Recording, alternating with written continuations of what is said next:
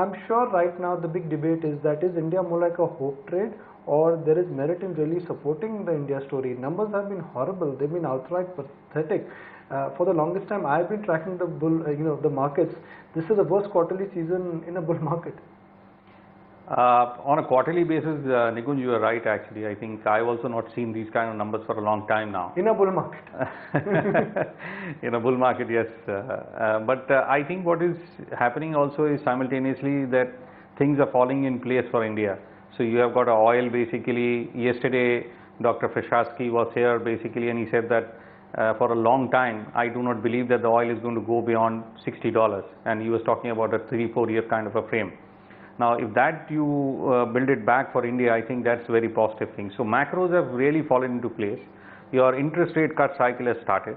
I think that will continue, and at least another 75 to 100 basis point further cut is expected.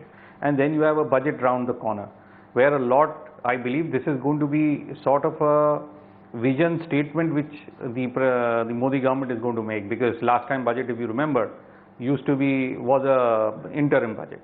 So I think that's where market is all hoping and keeping our fingers crossed, basically that things are going to fall into place. You know, I was looking at the list of 52-week high before I left the office, and today Infosys touched a 52-week high, followed by Lupin. Power Grid is at a record high, and ACC and Ambuja also have closed at a brand new high. So I'm just getting a sense that this market action is quite broad-based, and that's encouraging. So you've got IT, you've got pharma, you've got consumer names, and now banks. So banks have done really well in the last 3-4 months, as you see. But I think the last 1 month banks have underperformed, and what has happened is some other sectors have now started taking off. I see like IT seems to be pretty good. We have seen NASSCOM increasing its guidance from 12 to 14% day before yesterday. So that is very, very positive as an industry as a whole, and we prefer stocks like Infosys, which you said that hit a new high, and HCL Tech is our top 2 picks there.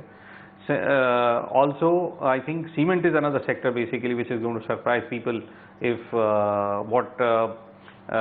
hosted, by the way, Mr. Fadnavis in the afternoon, and he was talking about saying that close to around anywhere between 50,000 crores to 1 lakh crore kind of orders are going to go out, or projects are going to get like Infosys in the next 9 months to 1 year. If government overshoots the fiscal deficit target, we will come on with swords saying that it's bad management, bad macro. So they have to take care of the fiscal deficit, and on the other side they have to kickstart the economy. So how will the balancing act actually happen? I think government is also depending upon that the feel-good factor comes back into the market and people start spending. And once the demand comes back in the economy, you will see companies doing better. And once the companies start doing better, obviously you will have better revenues coming in basically for the government. Secondly, the sale, if you look at it, of Coal India was a very good success actually. I think so government has a lot of assets which it can actually monetize. So I think government is also depending on a lot on that. I'd like to turn your attention to consumer names.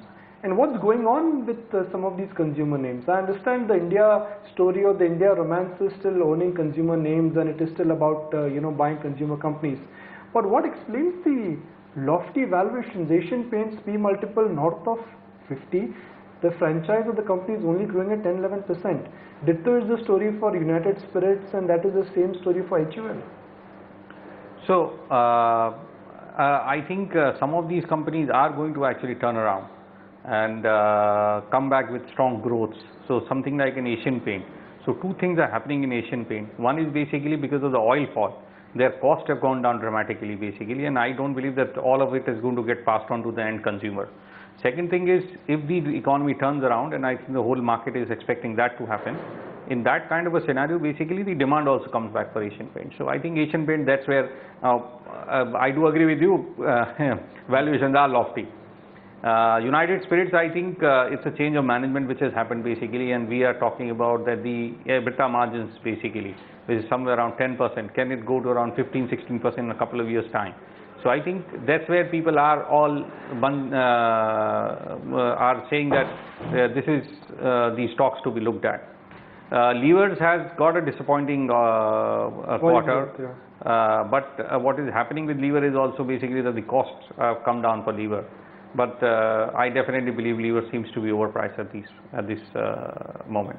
Find us on Facebook at facebook.com/etnow, and don't forget to click the like button. You can also follow us on Twitter at ET Now Live. To stay updated with all our programming, hit the subscribe button on our YouTube channel by logging on to youtube.com/user/ET Now.